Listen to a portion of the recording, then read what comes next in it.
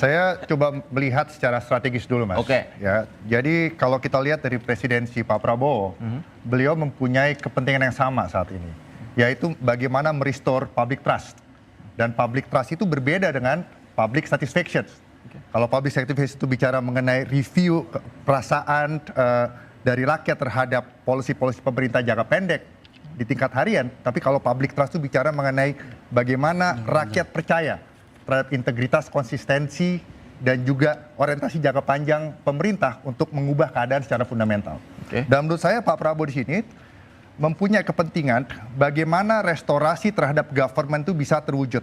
Salah satunya adalah karena beliau memiliki kekuatan formal dan informal, Pak Prabowo juga bertanggung jawab secara moral, etika, dan juga secara politik untuk memastikan tuntutan 17/8 itu bisa memenuhi secara signifikan apa yang menjadi harapan rakyat sehingga public trust itu terpenuhi. Nanti akan ada kaitan dengan kasus Ferry ini, di mana beliau dalam pernyataan kemarin sudah Pak Prabowo mengatakan ada yang debatable, ada yang masih perlu didiskusikan, ada yang masuk ke akal dan bisa langsung diimplementasikan. Saya rasa kalau saya melihat apa yang Pak Prabowo sampaikan itu ada di antara dua kutub. Bagaimana demokrasi ini jalan, ya, demokrasi jalan dengan aman sehingga tidak chaos.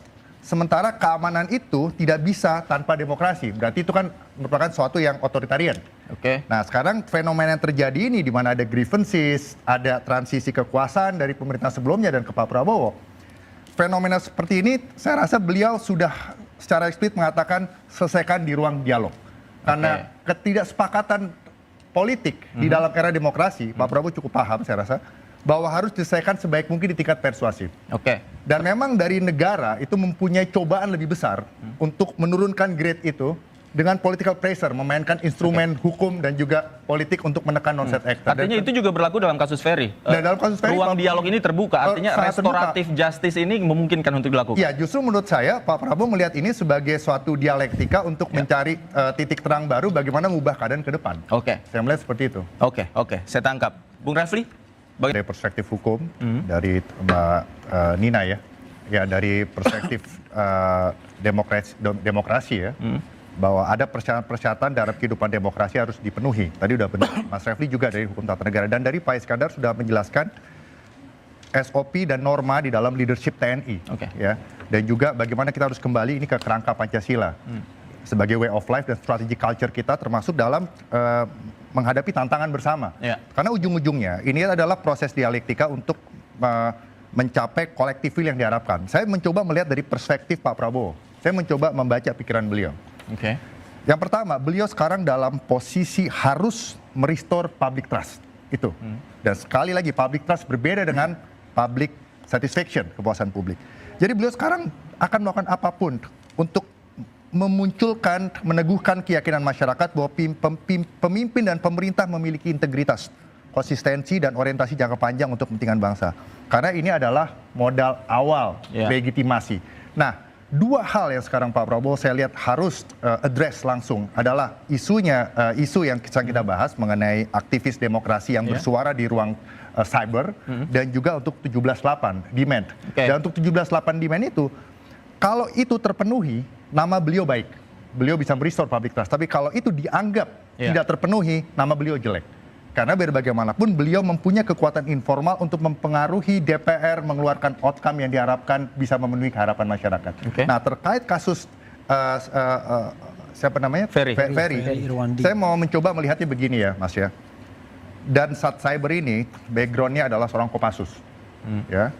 Pernah bertugas sebagai Dangrup 3 Sandi Yuda, yang tugasnya adalah mengenai operasi pengaruh, influence operations.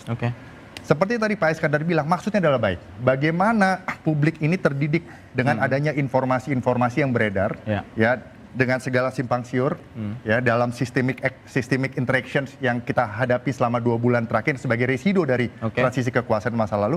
Tapi saya yakin Pak Prabowo dengan background Sandi Yuda juga di masa lalu, dan sudah lama di politik, sudah pernah di hutan, sudah pernah di tugas di TNI, AD, TNI, dan di politik lama. Saya rasa beliau bisa meneduhkan suasana ini.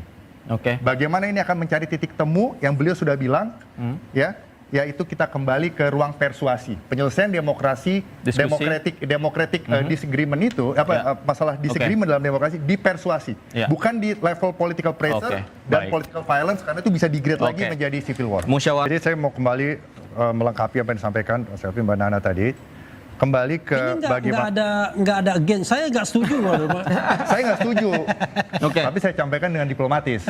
Jadi melengkapi bahasanya. Di panggung ini nggak harus diplomatis, Mas. Oh, nggak harus diplomatis ya.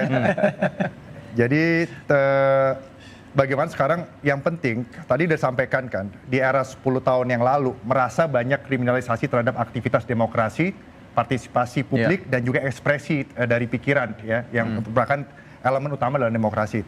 Mungkin ada ketakutan lagi di era sekarang di kalangan civil society bahwa sekarang militer yang akan menekan itu. Ya. Nah, saya mau ingatkan juga bahwa tahun 98 ada 4 jenderal yang sepakat untuk menempuh jalur reformasi, yaitu Prabowo Subianto, Agus Wijoyo, Wiranto, dan Susilo Bambang Yudhoyono. Dan di situ juga Pak Agus Wijoyo sudah mengingatkan ada akan kemungkinan arus balik dari reformasi militer gitu loh. Yang mana itu disebabkan oleh lacking dalam pemimpinan sipil. Dan juga cobaan dari beberapa sedikit aktor yang berusaha menggunakan TNI untuk menyelesaikan masalah nasional dengan cepat. Untuk kepentingan-kepentingan kelompok. Kalau sekarang aktor-aktor itu terindikasi nggak? Nah, sekarang menurut saya Pak Prabowo seperti tadi sudah dibilang, dalam posisi harus merestore public trust.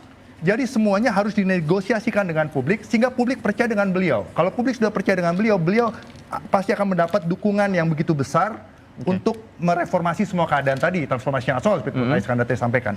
Jadi saya teringat beberapa hari yang lalu itu ada pernyataan kalau nggak salah dari penasihat Kapolri, tolong dikoreksi kalau saya salah, bahwa banyak SOP dari Polri yang harus dibenahi. Saya rasa itu bagian yang baik ya. Jadi itu harus itu sehingga nanti demonstran-demonstran itu akan tersaring lagi dan mereka itu dijamin haknya. Jadi Pak Prabowo juga harus memastikan bahwa keamanan dijalankan di era beliau adalah keamanan yang demokratis, demokrasi yang mungkin aman. Salah satu bentuknya membentuk tim investigasi independen tadi. Dan militer itu jangan perlu ditakutin, mereka punya semangat yang baik. Mungkin ya semua orang itu, angkatan darat, laut, udara itu mereka mempunyai cara pikir yang berbeda bagaimana mengamankan kepentingan nasional. Demikian juga seluruh elemen lain. Jadi ya tolong dimaklumin aja mungkin ya. Saya tidak bicara on behalf of Dansat Cyber ya. Secara positif saya melihatnya seperti itu. Bahwa kita harus bisa membangun perbedaan ini secara konstruktif dan persuasif. Dan Pak Prabowo dan transparan. Saya coba menyelami perspektif dari... Ya, partisipasi dalam demokrasi itu adalah requirement utama. Itu harus. Dan saya rasa Pak Prabowo udah jelas di sini ya. Bahwa sekarang semuanya ditangani dengan cara yang, contohnya investigasi independen. Berarti kan bagaimana transparansi itu kuncinya, itu di-establish. Nah, transparansi di sini kaitannya juga kepada demonstran. Nah, demonstran itu Pak Prabowo mengatakan demonstran damai itu diperbolehkan.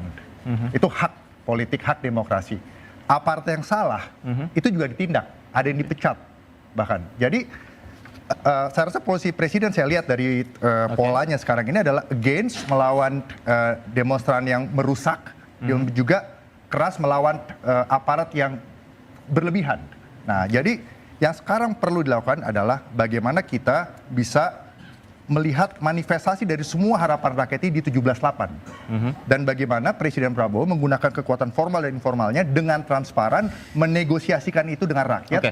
Begini, tapi salah satu tuntutannya adalah membentuk tim investigasi independen. Nah, Presiden Prabowo Subianto, ini koreksi kalau saya salah, belum ada secara tegas dan lain-lain untuk menginstruksikan bagaimana kemudian mekanismenya dan bagaimana institusi yang terlibat.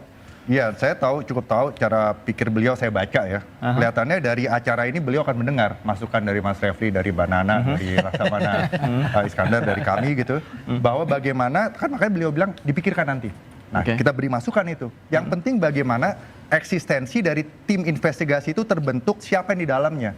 Multi stakeholders, ada government, ada akademisi, ada penegak hukum, ada aktivis demokrasi, yang semuanya itu adalah semangatnya mencari kebenaran. Dan Bapak itu, Pak Prabowo menurut saya sekarang di dalam tahap pemahaman bahwa penyelesaian yang terbaik adalah di level persuasi.